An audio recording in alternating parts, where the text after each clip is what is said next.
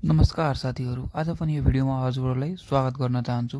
आज फेरि आइपुगेछु Tribhuvan international cricket ground. आज चाहिँ आजभन्दा अब लास्ट 10 डेज बाँकी छ एनपिएल स्टार्ट हुने। फ्लोड लाइटको काम कतिसम्म सक्या हो, ग्राउन्डको अवस्था कस्तो छ हेर्न सक्नुहुन्छ भिडियोमा। यदि यो च्यानलमा न्यू हुनुहुन्छ भने सब्स्क्राइब बटन थिचेर बेल आइकन चाहिँ अन गर्नुहोला। यो चाहिँ भिडियोमा हेर्न सक्नुहुन्छ। यो चाहिँ हाम्रो न्यू लुक हो त्रिभुवन इन्टरनेसनल क्रिकेट ग्राउन्डको। कस्तो राम्रो लुक रहेछ, वरिपरि हिमाल पहाड अनि बिचमा ग्राउन्ड। यो चाहिँ फ्लोटको जनसङ्ख्या नम्बर 5 रहेछ। यहाँ चाहिँ पुरै फ्लोट लाइटमा बत्ती चढाएर जोडेर सम्पूर्ण भएको छ। हेर्न सक्नुहुन्छ कस्तो दृश्य रहेछ यहाँबाट। त्यही भएर जति छिटो होस् छिटो गर्नु होला।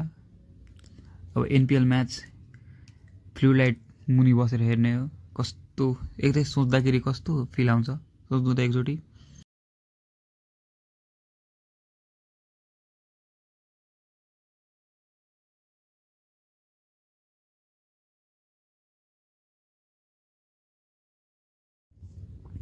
यो चाहिँ हाम्रो प्लेयर निस्किने ठाउँ जहाँ गेट अहिले बन्न बाँकी छ अनि पुरै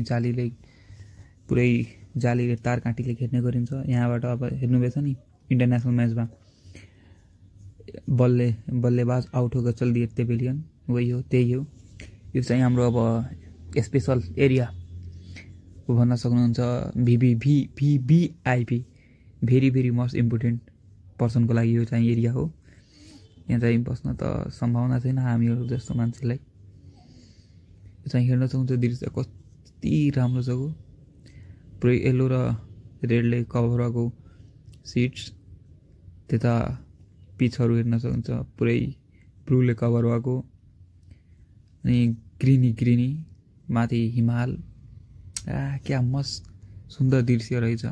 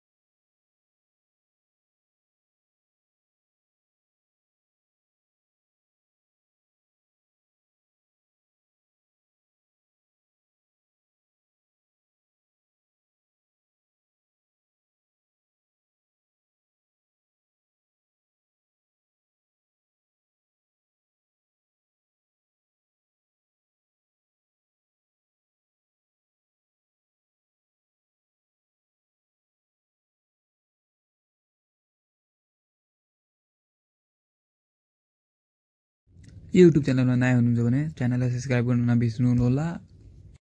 अनि भिडियो मन पर्यो भने लाइक शेयर र सब्स्क्राइब गरिदिनु होला। अनि कमेन्ट बक्स ओपन छ, कमेन्ट पनि गर्न सक्नुहुन्छ कस्तो लाग्यो भिडियो भनेर। यसपालि एनपिएल त अब फ्लू लाइटमा हेर्न पाइन्न जस्तो लागिरहेछ, किनकि काम अलि स्लोली भइरहेछ। अब नेक्स्ट इयर चाहिँ फुल फ्लू लाइटमा खेल्न हेर्नेछौँ, आशा गर्छु। आशा होइन, हेर्ने नै छौँ। अब त त्यस पालिभन्दा त अलि राम्रो भयो नि, कुर्सीमा बसेर हेर्न पाइन्छ। जेनरल टिकटमा पनि कुर्सीमा बसेर हेर्न पाइन्छ। VVIP सिट थुप्रै छ। अब होस्, अब हाम्रो नि नेपाल क्यानको बजेट यस्तै बढेर जाओस्, यस्तै होस्, यस्तै डेभलपमेन्ट होस्।